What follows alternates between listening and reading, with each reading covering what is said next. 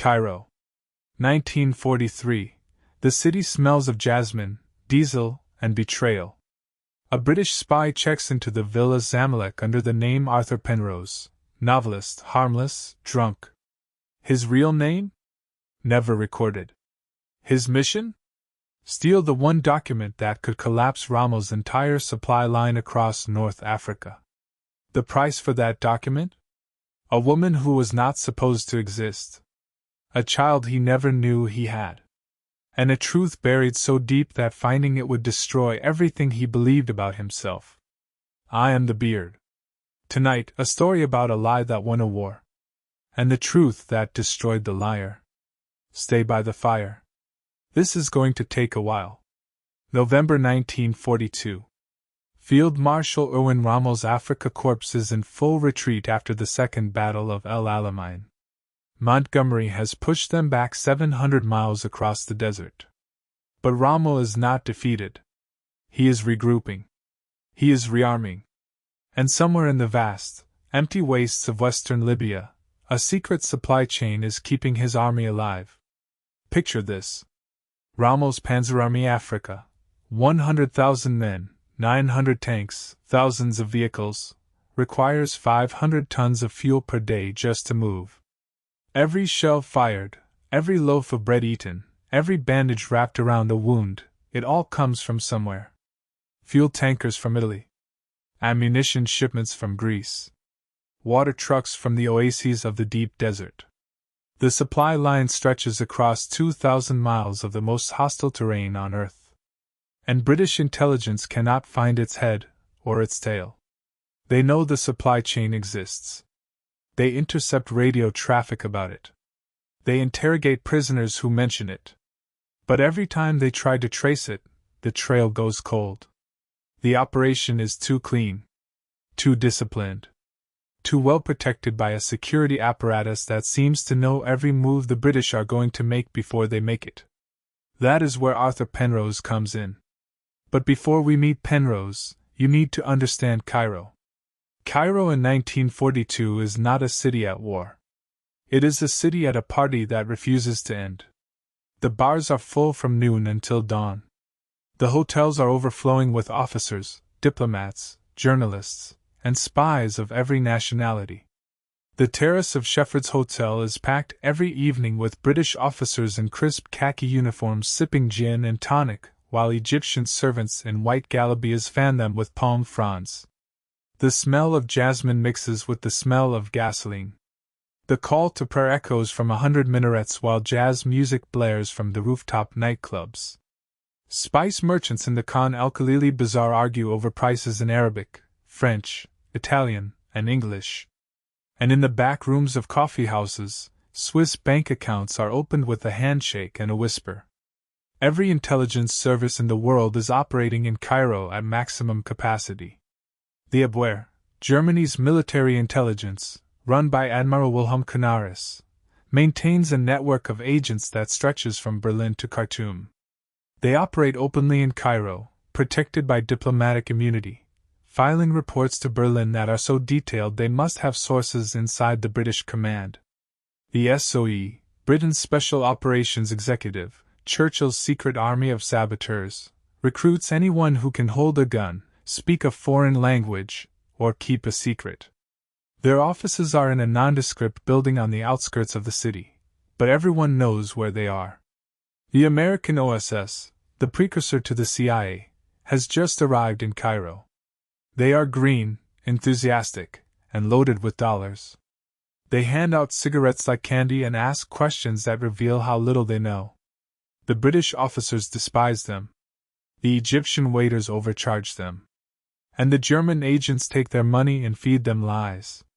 The Italian sim never left. They have been in Egypt since Mussolini declared war in 1940.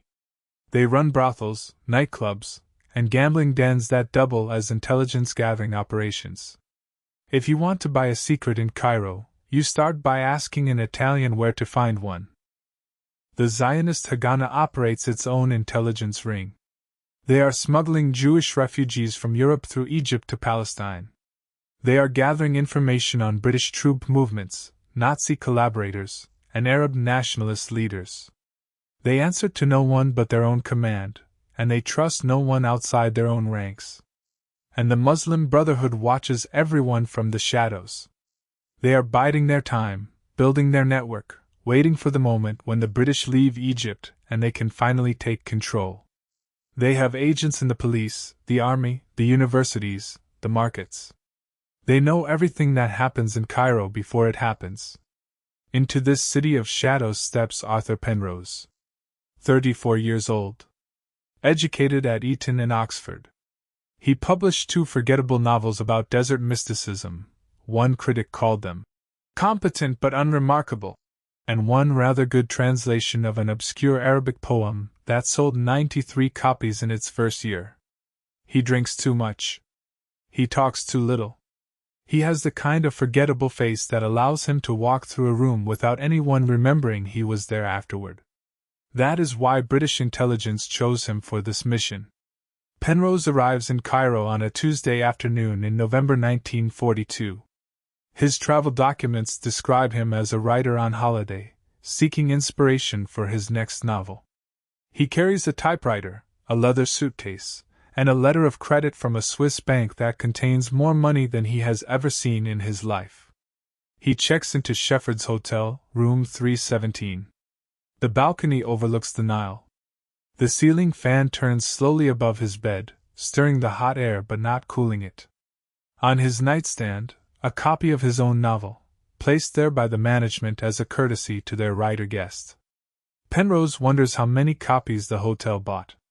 Probably more than the British public did. On his first night, Penrose does not write. He does not sleep. He sits by the window in the dark, and he listens. Shepheard's is not a hotel. It is the nervous system of the British Empire in the Middle East. Every piece of intelligence, every rumor, every whisper of betrayal passes through its bar, its lobby, its dining room. A British colonel complains about supply shortages loud enough for the Egyptian waiter to overhear. An Italian diplomat buys a round of drinks for a table of American journalists, and asks casual questions about the Desert Air Force. A French woman in a silk dress accepts a cigarette from a German businessman, and their fingers touch for a fraction of a second longer than necessary. A signal, a payment, a message passed. Penrose watches. Penrose listens. Penrose memorizes faces, voices, patterns of movement. 3 weeks pass.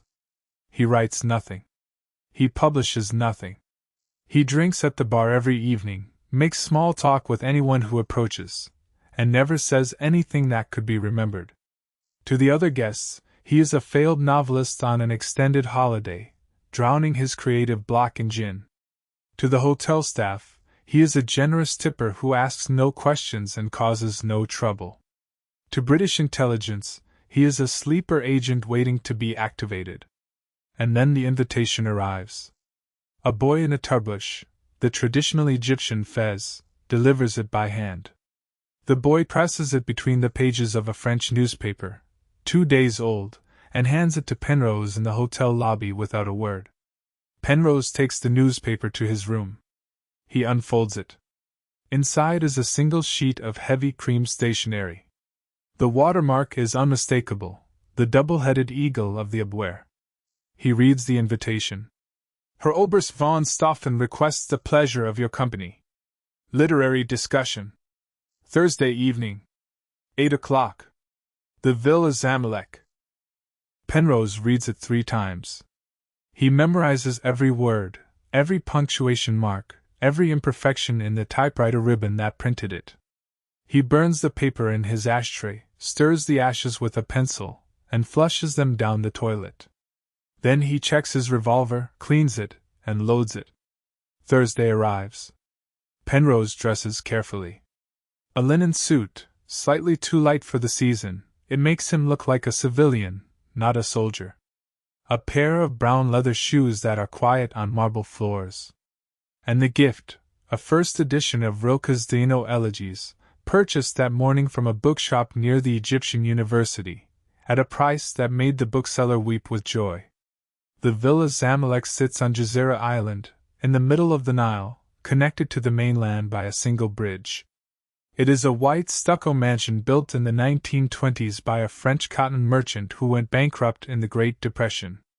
The WWII purchased it through a shell company in 1941 and quietly converted it into the headquarters of Department 3F, counterintelligence operations for all of North Africa. The villa's garden is overgrown, deliberately so. The bougainvillea has climbed the walls and spilled over the balconies. The orange trees are heavy with fruit that no one picks. The gravel driveway crunches under Penrose's shoes as he walks toward the entrance. A black Mercedes with diplomatic plates is parked near the door. A German flag flies from a pole on the roof, visible only from the river, where it can be seen but not reached. Penrose rings the bell. A servant in a white jacket opens the door. Penrose steps inside. Oberst Hans von Stauffen meets him in the foyer. Von Stauffen is 57 years old. Tall, thin, with silver hair combed straight back and the kind of posture that comes from 30 years of military discipline. His uniform is dark gray, immaculately pressed, with the silver insignia of the WWII on his collar. His hands are steady. His eyes are the pale blue of a winter sky, and they do not miss a single detail.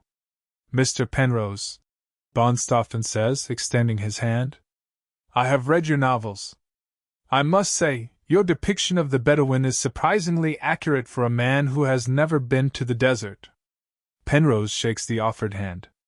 The grip is firm, brief, professional. "I did my research. Clearly. Come. Let us talk." He leads Penrose into the library. The library occupies the entire west wing of the villa. 2 stories of bookshelves, lined with leather-bound volumes in German, French, English, and Arabic. A rolling ladder allows access to the highest shelves. A massive oak desk dominates the center of the room, covered in papers, maps, and a fountain pen that looks like it costs more than Penrose's monthly salary. A globe stands in the corner, not a decorative piece, but a working map, with markings and pins that Penrose cannot quite see from where he stands. Above the fireplace, a portrait of Kaiser Wilhelm II. Below it, a German shepherd sleeps on a Persian rug, one ear twitching at every sound. Von Stauffen pours coffee. Turkish coffee, thick and sweet, served in small cups with gold rims. He hands one to Penrose and sits in a leather armchair. They talk about literature. Von Stauffen is genuinely well-read. He has opinions on Thomas Mann that Penrose finds surprisingly nuanced. He prefers Mann's early work, Buddenbrook's Death in Venice, to the later, more political novels.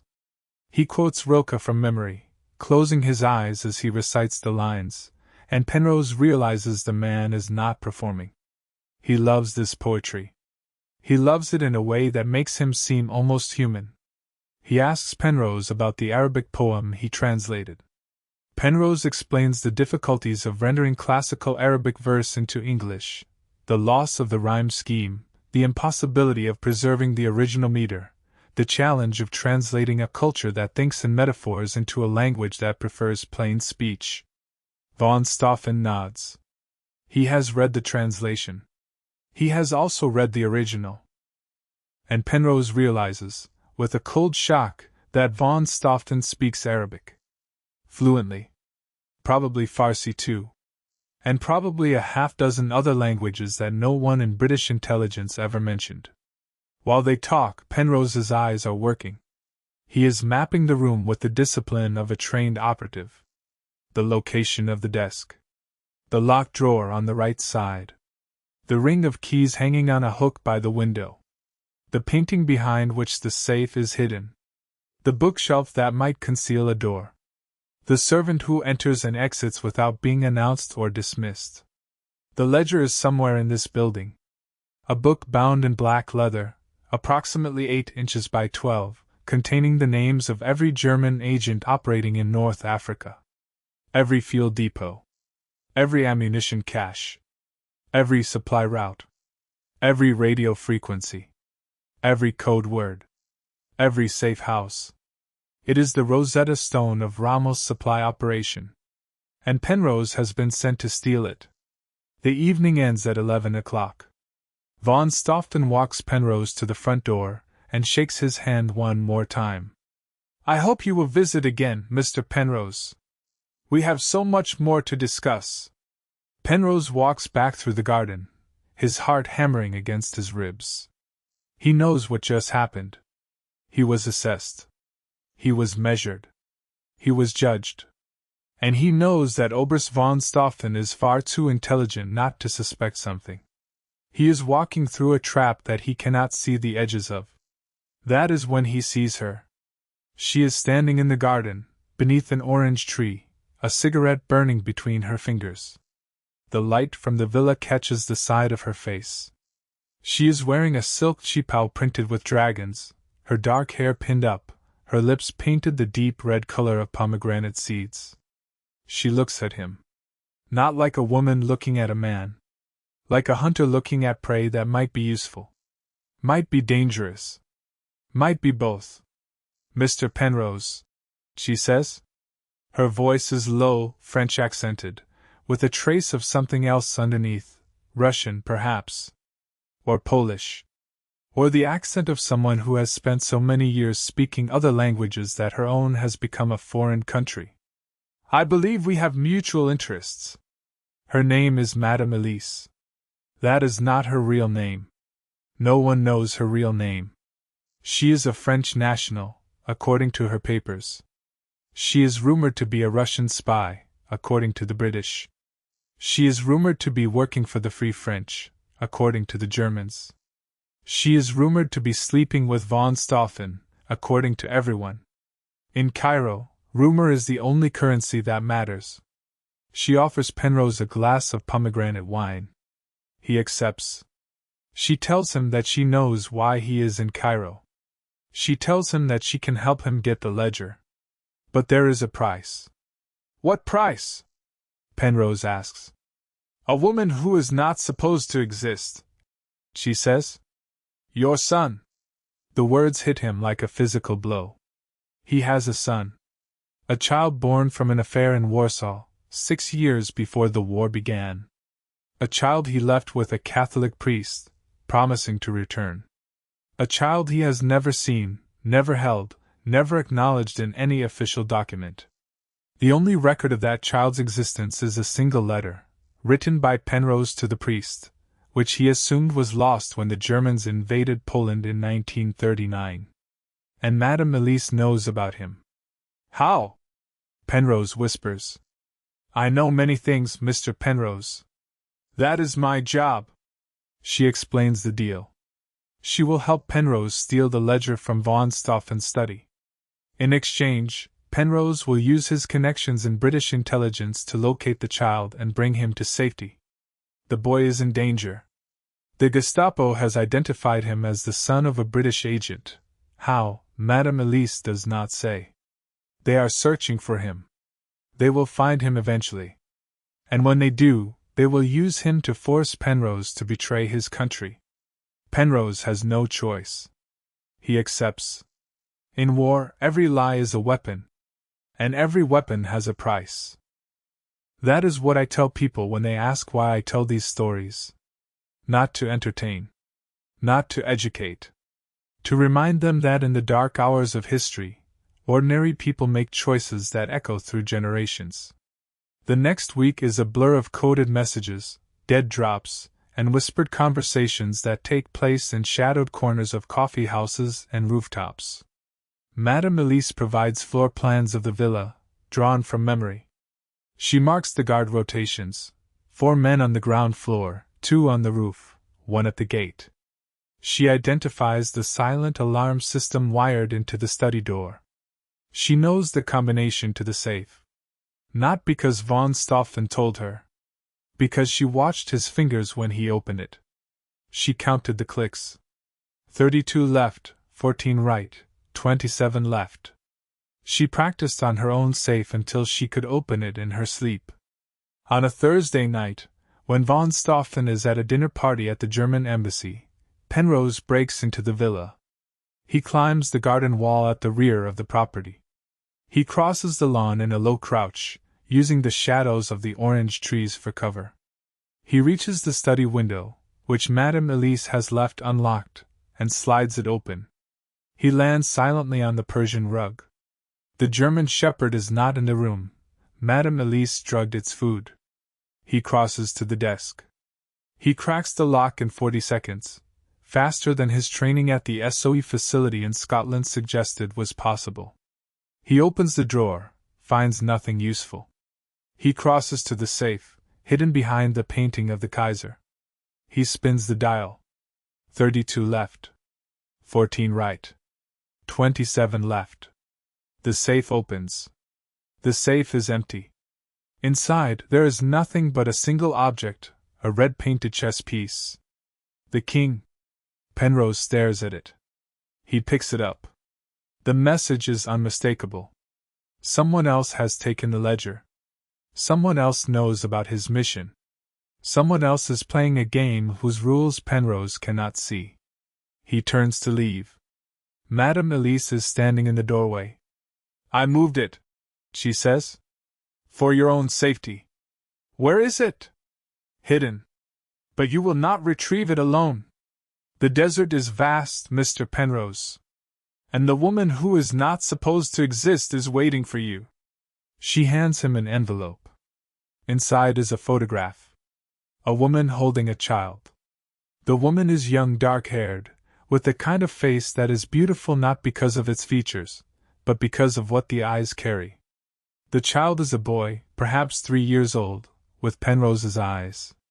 The woman's name is Amélie Renard, a French operative working for the Free French forces in North Africa.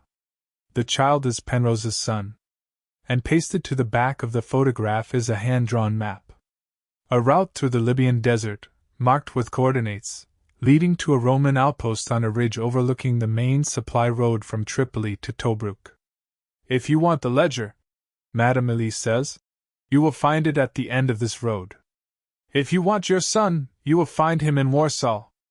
But you cannot save both. You do not have enough time. You do not have enough resources. You do not have enough luck." She pauses. "Choose." Penrose makes his choice. He steals a Ford 3-ton truck from the British motor pool. He loads it with water cans, fuel drums, rations, ammunition, and medical supplies.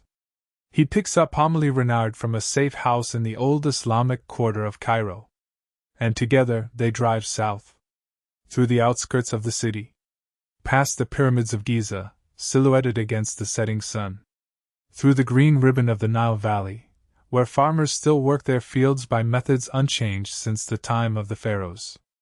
And then, beyond the last village, beyond the last palm tree, beyond the last trace of green, into the endless yellow expanse of the Libyan desert. The desert is not empty. It is full of ghosts. The Romans built forts here, stone outposts that still stand after 2,000 years, their walls weathered by sand and wind. The Ottomans built caravanserais where traders rested on the long journey from Cairo to Tripoli. The Bedouin have crossed these sands since before recorded history, following water sources that only they can find, reading stars that only they can name. And now, in 1943, the desert is full of armies. German columns moving under cover of darkness.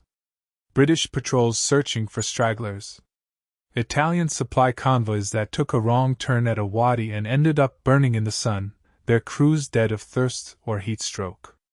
Everywhere, the wreckage of war, burned trucks, abandoned tanks, shallow graves marked with rifles stuck into the sand.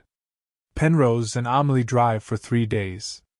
They drive through the heat of the day and rest in the cold of the desert night.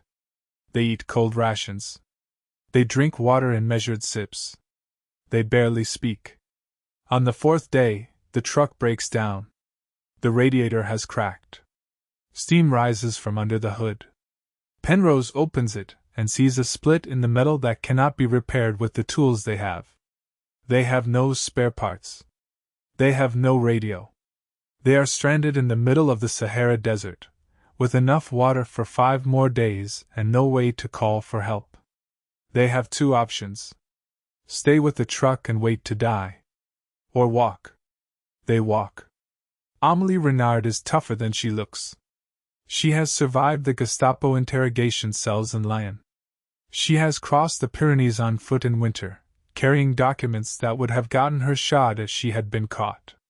She has lived in hiding for 2 years, never staying in the same place for more than a week. She can read the desert the way Penrose reads books. The direction of the wind tells her where the nearest water might be. The shape of the dunes tells her which way the prevailing winds blow. The behavior of the birds tells her how far they are from the nearest oasis. She knows which plants are edible, which animals can be hunted, which rocks offer shelter from the sun. She teaches Penrose to walk at night and sleep through the heat of the day. She shows him how to conserve water by holding it in his mouth for 10 seconds before swallowing. She teaches him to watch the horizon for dust clouds that might indicate approaching vehicles, friendly or otherwise. And she tells him stories to keep him from going mad. She tells him about her brother, executed by the Gestapo in Lyon in 1941 for distributing resistance newspapers. She was the one who identified his body at the morgue. She tells him about her husband, a French infantry officer killed at Dunkirk in 1940, waiting on the beach for a rescue that never came for him. She tells him about the child she never had, because the war took everything from her before she could become a mother. Penrose tells her about Warsaw. About the woman he loved, a Polish journalist named Kasia Nowak, dark-haired, fierce, with a laugh that could fill a room. About the child they conceived in a cheap hotel room near the Old Town, 3 days before the German invasion of Poland in September 1939. About the priest who took the baby when Kasia died in childbirth, died alone, in a city under bombardment, while Penrose was safe in London, thousands of miles away. About the guilt. The guilt that he carries every day, heavier than any pack, more draining than any thirst. The priest wrote to me, Penrose says, 6 months after the invasion. He said the boy was healthy. He said he found a family to adopt him. He said not to worry. He laughs, a dry, bitter sound. Not to worry. As if that were possible. Amélie says nothing. She puts her hand on his arm. They walk in silence. On the 5th day, the sandstorm hits. A Khamsin, the legendary 50-day wind of the Sahara, comes howling out of the south. The sky turns from blue to yellow to brown. The air becomes solid with sand. Penrose and Amélie take shelter behind a rock outcrop. They wrap their faces in cloth. They hold each other as the storm rages around them. The wind screams at a pitch that sounds almost human. The sand scours the rock, stripping away layers of stone that have been accumulating for millennia. For 3 hours they huddle together. They do not speak. They cannot. The storm is too loud. The sand is too thick. All they can do is hold on and wait. When the storm finally passes, the landscape has changed. The dunes have shifted. The wadi they were following has been filled with sand. The landmarks they had been using as navigational guides are gone, buried, erased as if they never existed. They are lost. Water runs out on the 7th day. They have been walking for 2 days without finding the well that Amélie's map promised. The map is wrong. Or the storm erased the landmarks. Or they have been walking in circles, as people lost in the desert so often do. On the 8th day, they find a well. It is not the well they were looking for. It is a tiny hole in the rock, no wider than a man's arm, filled with water that is brown and brackish. It tastes of copper and salt. It smells of sulfur. But it is wet. It is drinkable. It saves their lives. On the 9th day, a Bedouin caravan finds them. The Bedouin of the Libyan desert are not friendly to the British. But they are not friendly to the Germans either. They are friendly to gold. And Penrose has gold. A pouch of British sovereigns, sewn into the lining of his coat by a tailor in London who specialized in preparing agents for the field. He trades 2 sovereigns for water and food. He trades 2 more for a guide, a wizened old man named Suleiman, who has been crossing these deserts since before Penrose was born, who knows every well, every trail, every hiding place between Cairo and the Algerian border. Suleiman leads them through wadis and over rocky plateaus, past the ruins of Roman forts, past the graves of Bedouin sheiks, marked with piles of stones and faded prayer flags, past the skeletons of trucks that tried to cross this land and failed. On the 12th day, they reach the Roman Outpost. It sits on a ridge overlooking a narrow valley, 500 feet below. The structure is ancient, 2,000 years old, built by the soldiers of Emperor Trajan to guard the trade route from the Nile to the coast. The walls are crumbling. The roof is gone. The cistern has been dry for a millennium. But the position is perfect. From this ridge, Penrose can see the main supply road stretching north toward the Mediterranean coast. A narrow ribbon of gravel and packed sand, running along the floor of the valley. And moving along that road, a German convoy. 7 trucks. A command vehicle. 2 armored cars. The ledger is in that convoy. Penrose can feel it. He and Amelie spend the afternoon preparing. They have 1 rifle between them. 3 bullets. A plan that is more hope than strategy. Penrose will take the shot at the lead truck's driver. Amelie will fire at the radio truck, disabling the antenna. In the chaos, Penrose will sprint down the slope to the command vehicle, grab the ledger, and get out. Then they will run. Into the desert. Toward the British lines. They have a map. They have a compass. They have 3 days of water. It is not enough. It will have to be enough. The convoy arrives at dusk. Penrose fires. The driver of the lead truck slumps forward. The truck swerves, hits a rock, and stops. The other trucks brake hard. Amelie fires at the radio truck. The antenna falls. The radio operator dives for cover. Soldiers spill out of the vehicles, shouting in German. Penrose runs. Down the slope. Heart pounding. Boots sliding on loose gravel. The world narrowing to a tunnel of action and reaction. He reaches the command vehicle. He finds the ledger on the front seat, wrapped in oilcloth. He has it.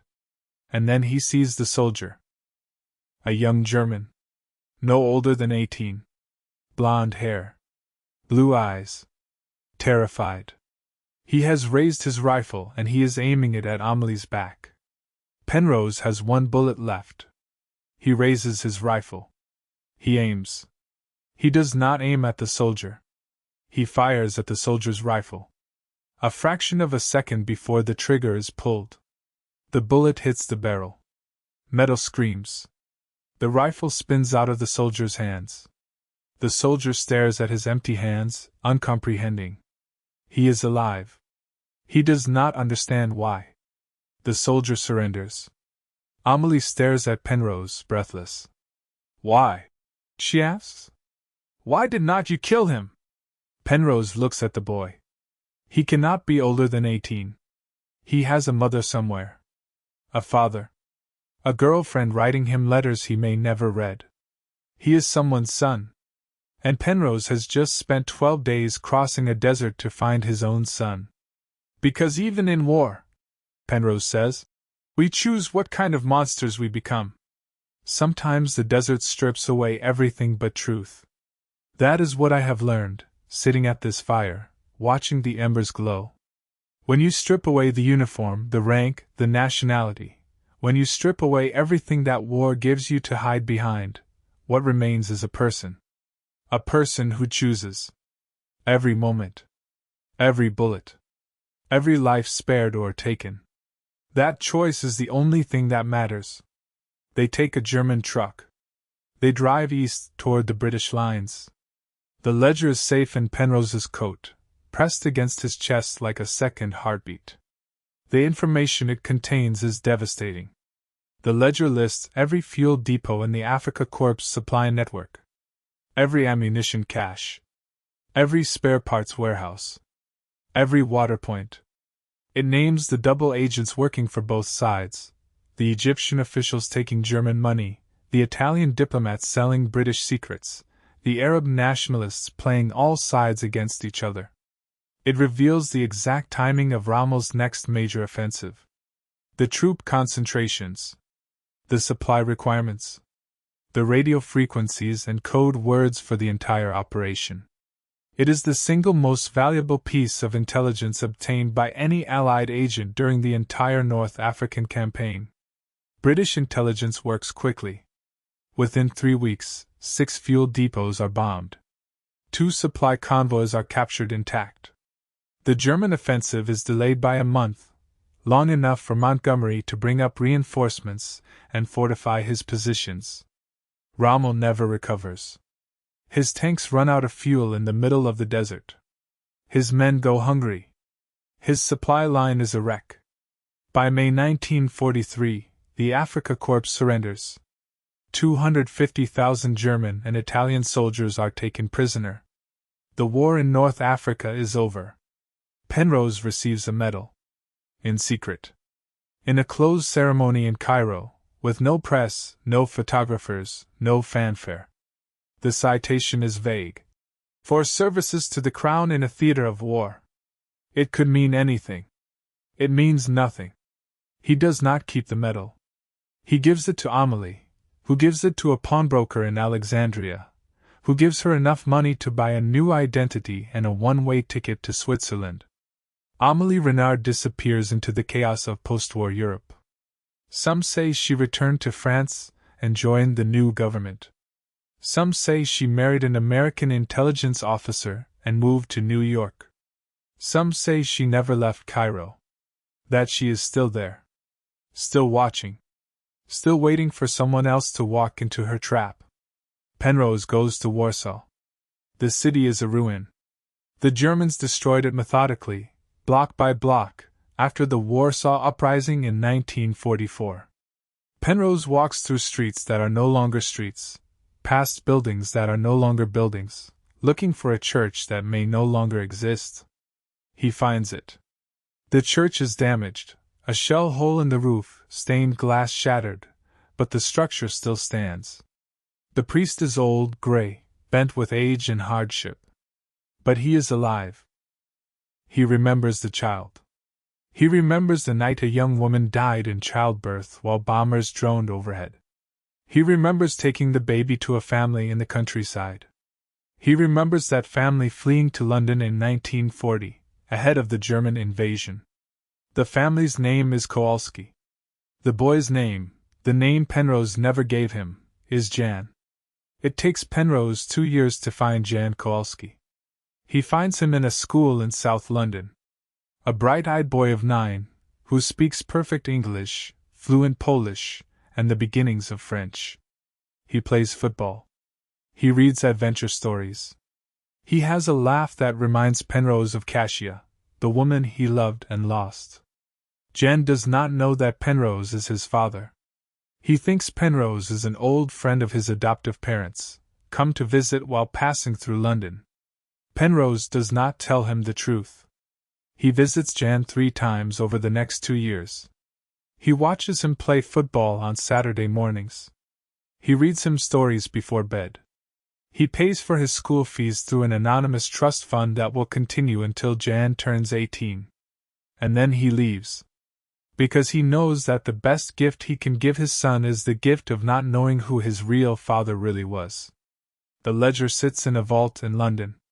Classified. Secret. Never published.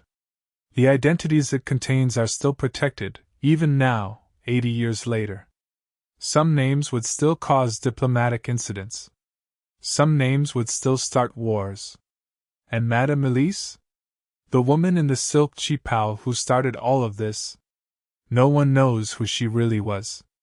French intelligence claims they never employed her. British intelligence has no record of her. The Abwehr's captured files mention her only as Source Y, and even those files are incomplete, pages torn out, ink deliberately smudged beyond recognition. She was a ghost.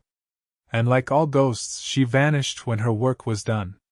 Every story ends where it began, at the fire. And every ember remembers the wood it came from. I am the beard. This was Bearded Stories. Arthur Penrose died in 1978, in a small flat in Edinburgh, alone. Among his belongings, the landlord found a photograph of a woman holding a child, a first-edition copy of Rilke, and a red-painted chess piece. A king. No one knew what any of it meant. Jan Kowalski became a history teacher. He married a woman named Anna. He had 2 children. He never knew that his real father was a spy who crossed the Sahara to steal a ledger that changed the course of a war. And somewhere, in an archive that no one has opened in 50 years, a black leather ledger sits on a shelf. Waiting. The names inside it are still secret. The truth, the real truth, the whole truth, is still buried. But the desert remembers. The fire remembers. And so do I. If you want more true stories of betrayal, survival, and the shadows we walk in, subscribe, hit the bell, and I will see you next time at the campfire.